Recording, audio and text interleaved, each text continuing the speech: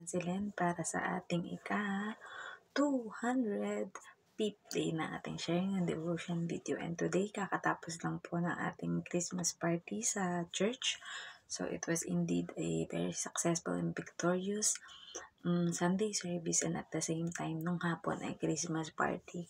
Kaya madami tayong pagod dahil marami tayong ginawa, as in maraming presentation, nag-live, nag-practice ng mga sayaw. So, na-perform naman natin kahit hindi tayo sumali sa mga games it's all worth it kasi it's all for the glory of God, diba?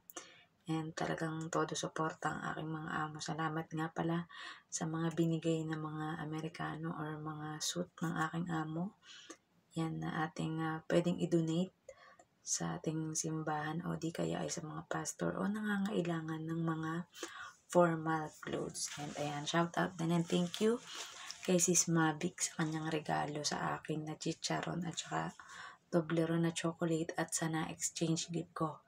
Ang na-exchange gift ko yata ay scarf, tapos ewan ko kung ano pa yung isa, titingnan ko, basta scarf, tapos may parang lipstick, ayan. So, thank you po sa bumubuo ng lahat. And ayan, syempre alam ko karamihan sa atin ngayong magdarating ang Pasko ay maraming mga problema tungkol sa pera dahil syempre iniisip yung pangregalo o pang-aginaldo sa ating mga inaanak, diba? O baka kapamilya at mga paghahanda. But anyway, sabi nga, lagi nating tatandaan na hindi lamang dyan nakabase ang pagse-celebrate natin ng Pasko or Christmas, but it's all about the coming of our Lord Jesus Christ in this world para iligtas tayong lahat sa kapamakan at sa kasalanan, di ba? So, bago po tayo dumako sa ating pag-aaral ng ating devotion video, ay wag po natin kakalimutan na mag-pray sa ating Panginoon. So, let us pray. Ama namin Diyos na makapangyarihan sa at narito po kami muli, Panginoon, sa gabing ito at dadako na muli para magbuli-buli at mag-aral na inyong mga salita. Dalangin po namin, Panginoon, na kayo ang mataas at mapapuri at sa aming gagawing pag-aaral, Panginoon, at hindi ang karunungan o glory namin, Panginoon, ang marinig o mapanood na mga manonood nito, Panginoon. Bagkus, Panginoon, ay kayo ang mangungusap at hihipo sa puso ng bawat makikinig, Panginoon. Nang sa gayon, Panginoon, ay maunawaan nila, Panginoon, na kayo ang tunay na Diyos at tagapagligtas namin, Panginoon, at wala kaming magagawa kung malayo kami o hindi kami dikit sa inyo, Panginoon. At wala kami matibay na relasyon sa inyo. At dalangin po namin na ang mga tao, Panginoon, na makakabasa o makakapakinig nito, Panginoon, magkakaroon ng pagbabago sa kanila, Panginoon. Tunay na kailangan makakapagbago kahit gaano katigas ang puso at damdamin ng isang tao. Habang buhay at walang sawa po kaming magpapasalamat sa Panginoong Yesus dahil sa ginawa niyang pag-aalay ng kanyang buhay para sa katubusan ng aming mga kasalanan, Panginoon. Salamat din po sa banal na Espiritu na siyang gumagabay sa amin sa araw-araw ng aming buhay. Upang magawa namin, Panginoon, ay para lamang sa inyong kapurihan. Muli kayo po ang mataas at mapapurihan, Panginoon, sa aming gagawin ito, Panginoon. This we pray in the name of Jesus Christ. Amen. So, narito na po tayo sa Lucas 22:11. Sabi dito, sabihin ninyo sa may-ari ng bahay, ipinatatanong po ng guro kung nasaan ang silid na maaring magamit niya at ng kanyang mga alagad para sa hapon ng Pampaskwa. Message: at ang naging utos daw ng Panginoong Yesus sa kanyang mga alagad ay sabihin daw sa may-ari ng bahay na pinapatanong daw ng Panginoong Yesus kung nasaan ang kwarto o silid na maaari nilang magamit para sa hapon ng Pampaskwa. Application. At syempre, hindi basta uutusan ng Diyos ang kanyang mga alagad kung di siya sigurado sa mga mangyayari. Dahil sa magiging paraan pa lamang ng pagtatanong ng mga alagad ni Jesus ay may ideya na agad ang pagtatanungan. At syempre ay siguradong hindi tatanggi ang taong iyon. Sa panahon kasi natin ngayon, pag may narinig o nakita ang mga tao, nangangaral, nagmimisyon, o mga sinasabi ay tungkol sa Diyos, may pagtatawanan, may lalaitin, may iiwasan o lalayuan. Ngunit di nila nauunawaan na iyon nga ang pinakamagandang balita at pinakamagandang parte ng buhay ng sinuman, ang tumanggap, sumampalataya at magkaroon ng malalim na relasyon sa Diyos habang tumatagal. So, purihin ang pagkabasa ng mabuting balita ng ating Panginoon. So, gaya nga ng preaching ni Pastor Ronald kaganina, di ba?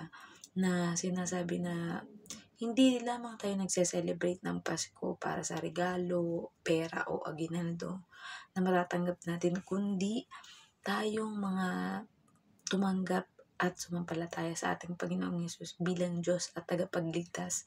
Sabi nga doon ay tayo ay tagapagmana na, di ba? We are adopted by God through His begotten Son, Jesus Christ, di ba? From the word begotten nga.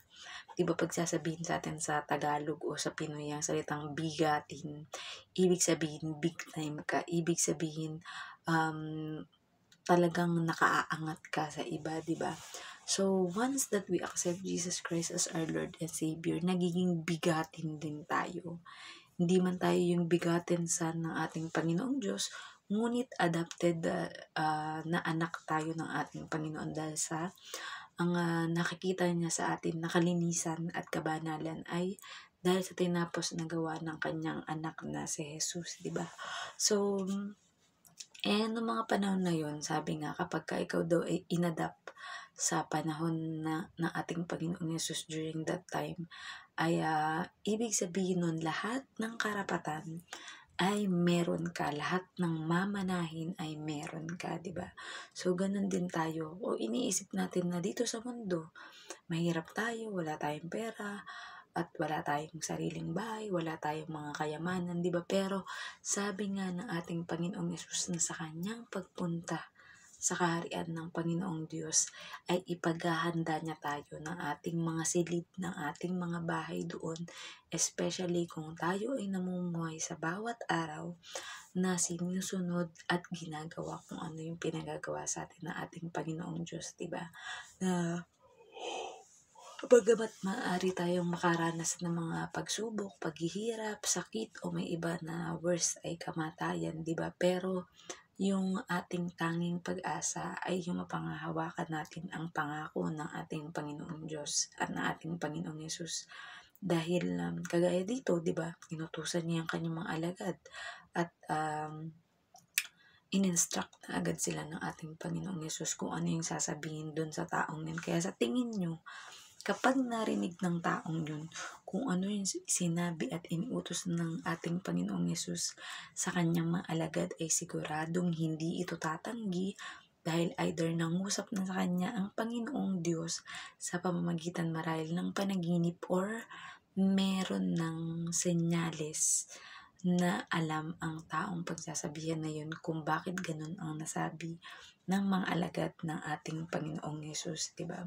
Tapos yun nga, based on our experiences, kapag ka ikaw nangangaral tungkol sa salita ng ating Panginoong Diyos, may mga ibang kakilala mo na kapag ka binahaginan mo ng salita ng Diyos ay iiwasan ka, diba? May mga tatawa sa'yo na sasabihin nababaliw ka na.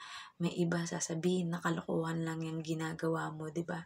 Pero pinaka-importante pa rin na maibalita natin sa kanila yung good news. Sabi nga, ang pinaka-good news na pwede nating maibalita at masabi sa lahat yan ay ang pagdating, the birth of our Lord Jesus Christ dito sa mundo, dahil siya ang may kakayahan na iligtas ang lahat.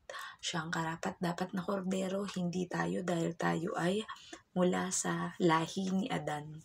Mula tayo sa similya ng ating mga ama, kaya tayo ay may bahid ng kasalanan. Ngunit ang paglilinis sa atin ng ating Panginoong Yesus ay sa pamamagitan ng pagdanak ng kanyang dugo doon sa krus ng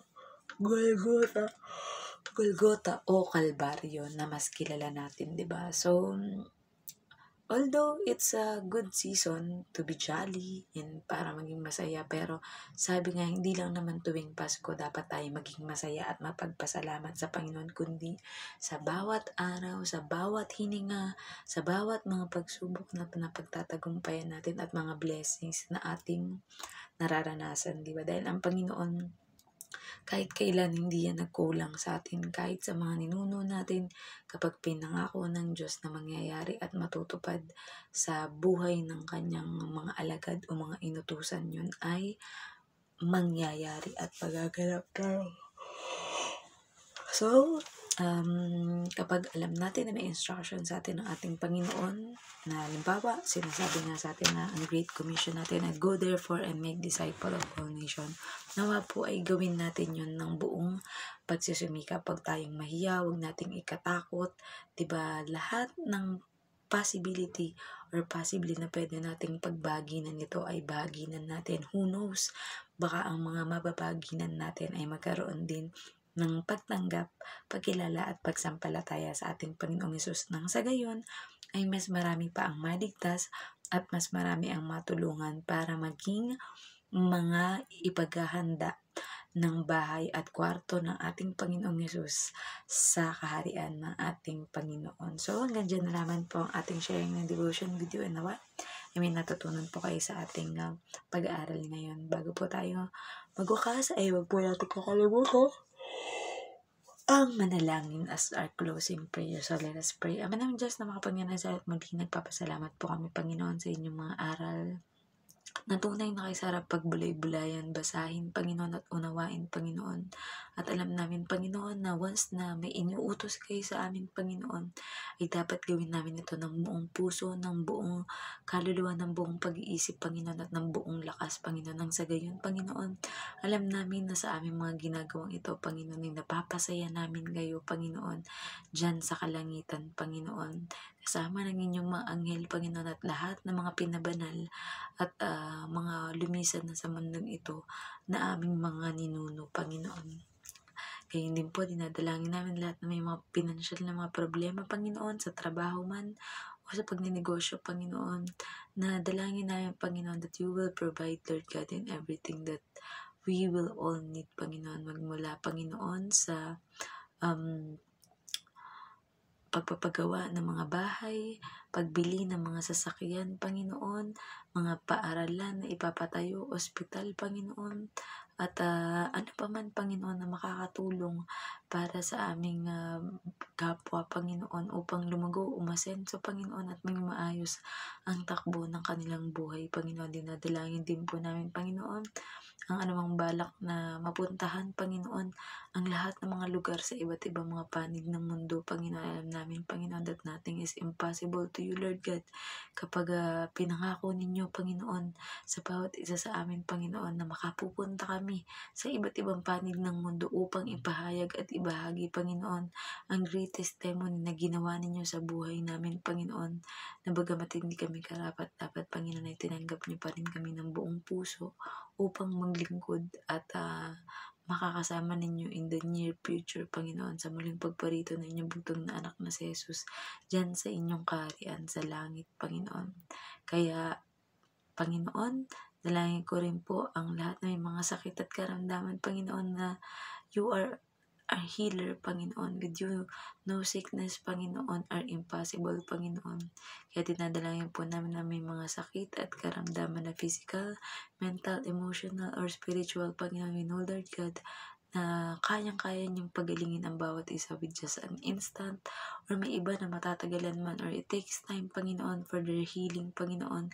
At ang iba rin naman po, Panginoon, ang kagalingan na ipagkakaloob niyo, Panginoon, ay ang sila, Panginoon, ay makasama na ninyo diyan sa kaharian ninyo sa langit, Panginoon, ng mas mabilis at mas maaga, Panginoon. Pero sabi nga, your ways are not our ways, Panginoon, and your plans are not our plans, Panginoon. Kaya patuloy kaming magpapaubaya, Panginoon. Susuko namin, Panginoon, ang aming buhay sa inyo, Panginoon, at kayo lamang ang tanging masusunod sa aming buhay, Panginoon. We pray also, Lord God, for the pastors, priests, evangelists, prophets, teachers, workers, Panginoon, at lahat, Panginoon, ng willing, Panginoon, na mag-aral ng inyong mga salita, Panginoon, na mas mahasa pa or mas matrain pa, Panginoon, para sa pagtuturo, Panginoon, sa lahat ng mga lesson, Panginoon, naming mga natalakay, Panginoon, o di kaya ay madagdagan pa, Panginoon, ang aming mga kaalaman tungkol sa mga bagay-bagay, Panginoon, na kung saan ay magpapalakasan o palalakasin ng bawat isa, Panginoon, lalong higit ang mga mahihina at walang kakayahan, Panginoon, na magawa, Panginoon, ang inyong Great Commission na pinapagawa sa amin, Panginoon, at sa amin po na pinagkalooban nyo ng kakayahan, Panginoon, upang makapagpaliwanag ng maayos o di kaya mapakinggan ng maayos, Panginoon, ng mga manonood, Panginoon, ay dinadalangin namin, Panginoon, na tunay, Panginoon, na ikaw at ang inyong Holy Spirit, Panginoon, ang kikilos sa aming buhay, Panginoon. Dinadalangin din po namin, Panginoon, ang lahat ng mga bansa that there will be no war, there will be no arguments, Panginoon, at mga mga krimen kagaya ng mga droga, Panginoon, or mga alak, sigarilyo, sugal, mga pambababae, Panginoon, at ano-ano pa man, Panginoon, ng mga vices, Panginoon. We pray, Lord God, that it will totally be removed, Panginoon, sa bawat mga tao na willing magbago at willing tumanggap sa inyo, Panginoon, bilang Diyos at tagapagligtas na aming buhay, Panginoon. We know, Lord God, that nothing is impossible to you, Lord God, if we will seek, knock, and ask these things to you. And we know, Lord God, that you are so happy to make everything that we plan, everything that we can ever think of is nangyayari na, Panginoon, sa aming buhay, Panginoon. At we pray, Lord God, for peace, unity, and calmness, Panginoon, sa bawat mga tao sa iba't ibang panig ng mundo. Nang sa gayon, Panginoon, ay mas marami pa lalong higit ang maabot, Panginoon, at makikita na aming mga amo, Panginoon, ang kabutihan ninyo, Lord God. At hanggat maaari, Panginoon, we pray, Lord God, na mahikayat pa ang aming mga mahal sa buhay, Panginoon, na wala pang matibay na relasyon sa inyo, Panginoon, ng aming mga kaibigan, kakilala, Panginoon, na hanggang ngayon, Panginoon, ay nananatili pa, Panginoon, sa kadiliman, Panginoon. Sabi nga sa word ninyo ngayong araw, Panginoon, let your light shine. At ang inyong kanindigan ang makikita ng mga tao sa amin, Panginoon, at maaamiss sila na kayo, Panginoon, ang Panginoon na walang halong biro, at kayo ang Panginoon na kayang tumupad na inyong mga pangako sa bawat isa sa amin, Panginoon. Kaya maingat po namin binabalik, Panginoon, ang lahat ng papuri at pasasalamat, kayo din ang dalangin sa mga OFW sa iba't ibang panig ng mundo, Panginoon, na nagsasakripisyo para sa pamilya, Panginoon, ginagawang araw ang gabi, Panginoon, at talagang pinagbubutihan ang lahat ng aming ginagawa, all for your glory, Panginoon. Ikaw mataas at mapupurihan sa aming buhay, Panginoon. At dalangin po namin, Panginoon, mas talong higit na mas marami pang blessings, Panginoon, ang mapagtatagumpayan ng bawat isa sa amin, Panginoon. Ikaw ang mataas sa buhay namin, Panginoon. Salamat for being our Lord, being our Savior, Panginoon, and being the Lord that always love us no matter what, Panginoon. Muli, nabalik ko po ang lahat ng papuri at pasasalamat sa tayong pangalan ng bugtong na anak na si Jesus. Amen. Good night pa sa ating lahat and God bless. Bye-bye.